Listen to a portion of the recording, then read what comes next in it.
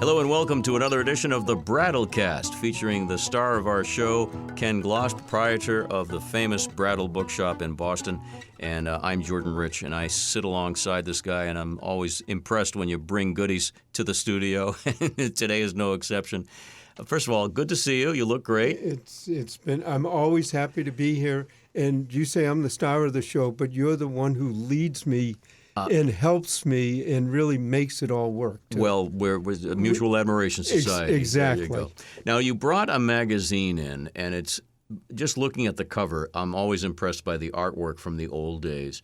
But we're going to focus on this one magazine, and there's a reason. Tell us what it is, first of all. Well, one of the things that I got in a large collection of old magazines, mainly from World War I up through World War II, mainly women's fashion, beautiful covers. And I thought, gee, a nice podcast might be to bring in a bunch of them. And then I was looking through this one in particular. I just pulled one off the top, and it's from 1942, August, so it's during the war.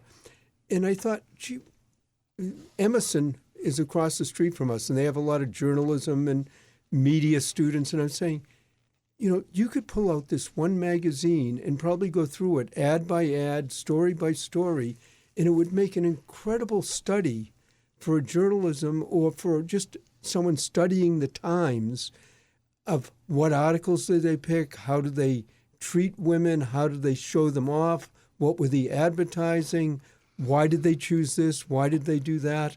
And it just, you start looking through it. In one magazine, you almost get a really good view of the times, but also another interesting part about that study would be, what would you do differently? You know, looking back on it from this. And I just thought pointing out some of those things would make it interesting and make people maybe look at older magazines or newer ones, or even what they're doing now. How would someone 50 years, 100 years from now look back, and it shows the change. Well, needless to say, you have an immense collection of magazines from all over and all dates and so forth. But without me looking at it, just to be totally upfront with the audience, I'm going to guess, and I will look at it in a sec, I'm going to guess that there's a lot of emphasis on what's going on in the war, because the war is everything during this period, right? There's a lot of emphasis on what's going on in the war, obviously. I'll take a peek while you discuss. Well, first of all, you can also see from the magazine, obviously, beautiful covers and illustrations, but then there is some fiction by Pearl Buck, who was a Nobel Prize winner journalist. So they had the fiction, they had social things, they had war stories, women's, and then they also had the products that they were advertising, and how they advertised them also shows a lot, and it shows change. Some of it you go, wow, can you imagine that was ever shown? Oh, this is amazing. And then you see others that it looks almost the same. And in those days particularly, Ken, the artists were very much in vogue. So you had sketch artists and portrait artists for so many of the ads, and they're beautiful. They're Art Deco almost. Yeah, you didn't have artificial intelligence drawing them. Yes. But also just looking at the styles of the time, looking how women, even in the ads, were looking at men, or men were looking at women. You could sort of get the sense. There's one here, a beautiful woman, blonde, men around her, and she uses the right soap. And the men are in uniform, so you've got Navy, Air Force, or Army Air Corps and Army. Yeah. And again, the theme, this is what's happening in the world, in our world. This is what's happening in the world, but I'll show you one that I picked out. There's on one side of the page is the changing world for women. And there's a side piece. They're talking about one of the plane manufacturers and telling women, you can work here, you can get a wage, you can do the job, you can get overtime, you can be treated fairly.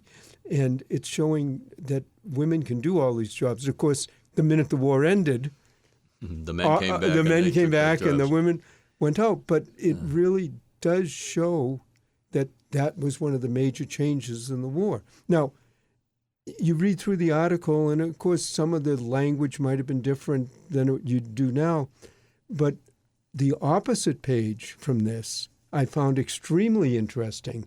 If you ask me, column. Yes. And who were they asking? Eleanor Roosevelt. Eleanor Roosevelt. This is in, again... 1942. So her husband's president, of course, at this point, in the middle of the bad end of the war for us. It was not going well. But even some of the questions they ask, would you ask that question of the president's wife now? What was the difference in attitudes that they were giving? And, of course, she gave, well, of course she could prepare for this, but she gave a lot of great answers, but she was a brilliant woman. But, of course, then they also do get into her hairstyles and why do you dress like this? Do you have influence over the president? But these are some interesting questions. Should we discourage children from playing war games is one of them? Exactly. And this one hits me pretty hard. As a Jew, it says, I have been puzzled about the answer to the question when confronted with a request for either my nationality or my religion. That's something that's very cogent today. That was one I was going to emphasize. Actually, if I read through it and read through what she has to say, and you realize this is World War II. She says, answering this person's question, the question goes on to say, what do you as an American and a Christian think my response should be, and in what manner do you consider me to be a Jew? And one of the things, this person says they're not a religious Jew, but they're emphasizing, are people looking me as something different? Is it a nationality, essentially a different race? Almost the way people view Jews, and then her answer. Her answer, quote, this is Eleanor Roosevelt, as I understand it, to be a Jew is to belong to the Jewish religion. The term has nothing whatever to do with a racial background. If you wanted to be completely honest, you would naturally say, I am an American born in this country. My parents or grandparents, as the case may be, came from such and such a country. I belong to no religion, but my parents were of the Jewish faith. What's really interesting about that is the line that Eleanor Roosevelt uses, suggesting that being a Jew has nothing to do with a racial background. That's exactly the antithesis of what's going on in Nazi Germany.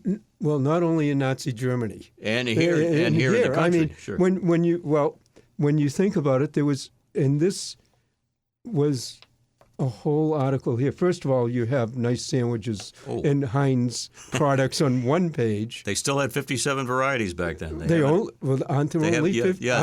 57? They haven't added any since then. So what's this? Meet the Hicksons. The Hicksons. Well, first of all, look at the pictures. Wait a minute.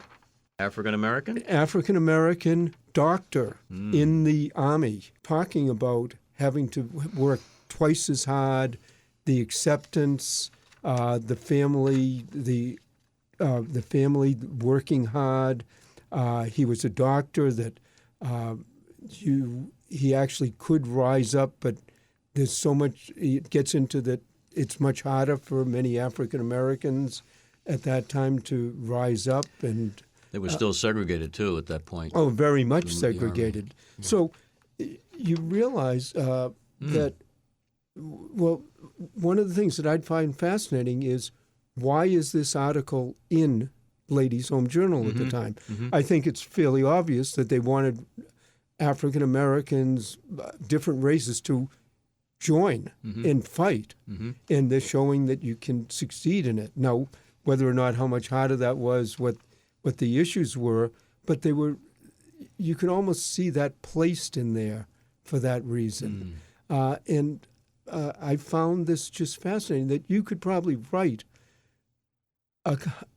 20 different articles or exams or students or just pick this one magazine, point at a page, point at an ad, and say, okay, why was this here? What were they trying to get across? How is it different than now? How is it changed? How is it the same? And they were also pointing out athletes, African-American women athletes. Now, of course, it's Ladies' Home Journal, so part of that women's emphasis, but it's, you really look at it, and that's what I found fascinating, not just looking at a few of the pictures and saying, oh, look at how old those ads are.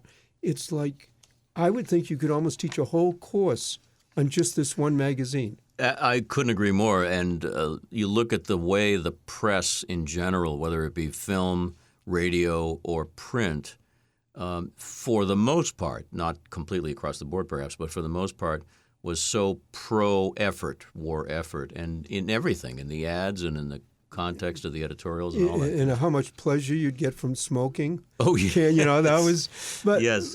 But one of the things that I do see in this, where we saw a couple of articles now with African-American women in it, there is not one ad for Madam C.J. Walker's beauty products in this. Every single ad is very much for your Caucasian. standard Caucasian woman. Right. Now, here's a company that it just changed. Campbell Soup. They just dropped the soup. Oh, no from kidding. Just like Dunkin' Donuts is now Dunkin's. They just, in the last week or so, changed Campbell's to Campbell's instead of Campbell's Soup. I have been lax in my attention to that. I should know that. I had seen this article. Yeah. But how to keep fit. But then also there's one ad in there, I don't know where it is, where a man is cooking on Sundays and his wife is letting him cook. It's just the what was expected of people was a lot different. Yeah. There are articles on how much spanking of the kids you should do and how to avoid it. But it's not saying you shouldn't. And then the babies in one of the ads, it's like you've got all these little Cupid dolls. Little angels on Swan soap. And then is a piece called Your Men in Uniform right here. And I'm not sure what this is. These are just articles about men and related to the war and not related to the war, whatever? Related to the war effort, what you should be doing for your men. You want to learn about the men, what they are doing, what they need, how you can help them. And so it's basically an advice column for women to read. Gotcha. Our men. Yes. There's a piece in here by Kate Smith, God Bless America fame. Yes. With some advice. They're commending John Ford, the movie director, for going overseas. It's very interesting. Well, but, like I say, one of the things that I have to be very careful of at work is picking up one of these magazines and finding out an hour later that's all I've been doing. Yeah, I've got a stack of them back at the store, and it's hard not to look, and then and I have another question for you specifically. Yeah. When you're doing that, and if you want to share a reference with anybody a little younger, is it frustrating? Do they get the references at all sometimes? Well, no, actually, one of the more interesting parts about that is a lot of times they don't get the references, but then you say, well, why should they get the references? Yeah. Quite honestly, if I mentioned someone famous, well, maybe even Eleanor Roosevelt, although, she was very prominent, but maybe some of the actors in these ads, if you mention the latest pop Grammy winners, I'll bet you I don't recognize any of them either. Yeah. So it shows a cultural difference. It doesn't say right or wrong. No. I'm just. It must be fun when you're.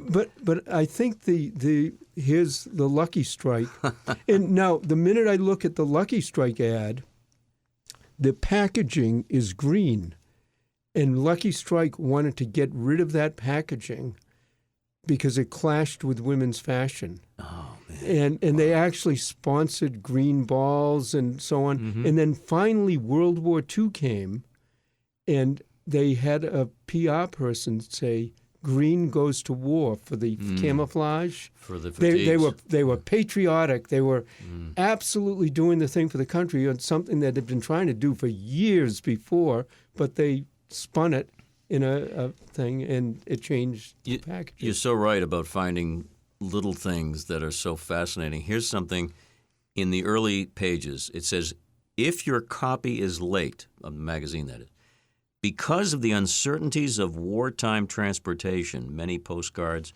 will frequently, in other words, the war might prevent you from getting your magazine on time or your mail on time. All this stuff is just amazing. And like I say, I picked it up, and and I'm saying if I had to teach a history class or a journalism class, you could pick this out, go from picture to picture. Okay, why is this image in this picture? Why is the headline? what's the products? How do the products influence what gets into it? What's the world view at the time? I mean, you can read a lot into it. And then, of course, you can just look at the cover and see the fashion, and it's beautiful. Well, thanks for sharing with me. You know I love this kind of stuff. Yeah. And I know our listeners do as well. The Brattlecast, don't forget to go to brattlebookshop.com to connect with Ken on any occasion, for any reason, and even to suggest a podcast. Thank you, my friend, as always. Well, thank you. And one magazine I can talk forever about.